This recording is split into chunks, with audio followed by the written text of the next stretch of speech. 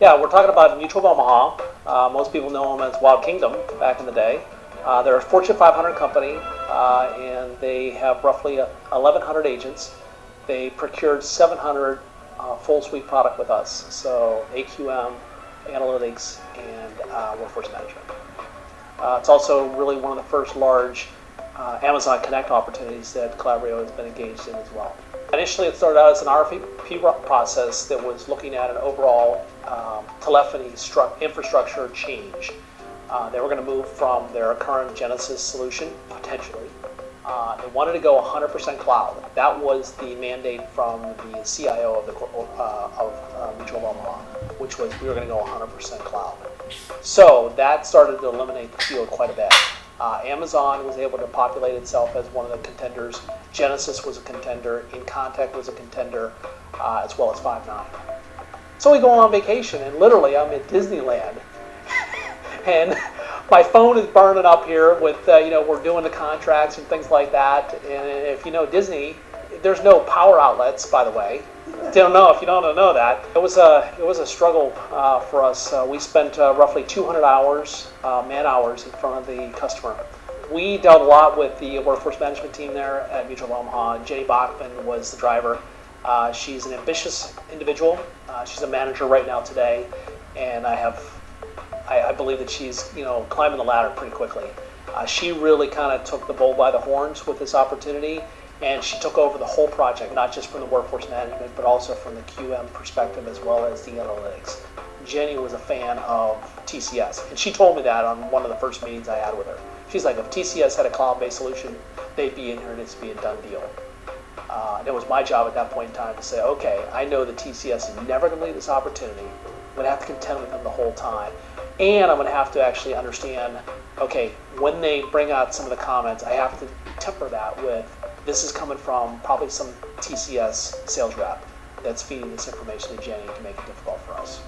She also had posted a lot of things on LinkedIn that were not positive for us at Calabrio.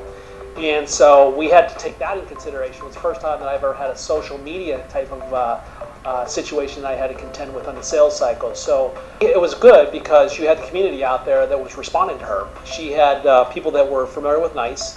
She had people that were familiar with IEX. That was a nice product, as well as TCS. And she also had some feedback from some of our customers from Calabrio. So she did get a collection of people that were responding through that social media avenue that were able to kind of reinforce that, hey, there are these other tools. Have you looked at Calabrio? Have you looked at NICE? Have you looked at TCS or Aspect? So it was an interesting part of the whole sales dynamic for sure. So we ended up doing a deep dive demonstration. We spent 3 to 4 days there, and then we went back a couple of other times to follow up with them. They needed to understand the product. They needed to understand where they felt as though there were some deficiencies. We needed to understand where they felt there were deficiencies, and then getting the right people in place. And that was Brian to help us, kind of fill in those areas where we weren't able to say, hey, we have this today.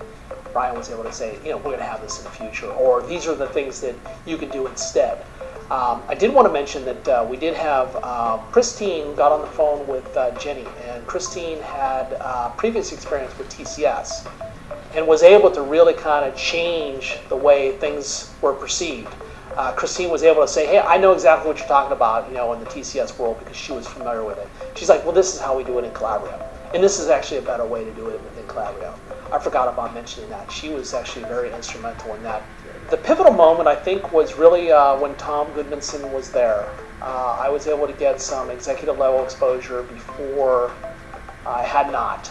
I was in the driver's seat. I knew that. I've been in software sales for about 25 years. I know when I'm winning. I know when I'm losing. I know when I have to get nervous.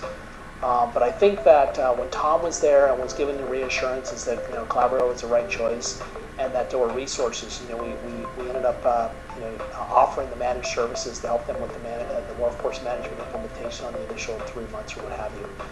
That was I think the turning point that said I walked out of that meeting saying, okay, I definitely have checked all the boxes in a salesman's role, which is to say, I've covered the account, I know who's going to make the decision, I know who's going to be signing the check, I know everybody, I personally met them.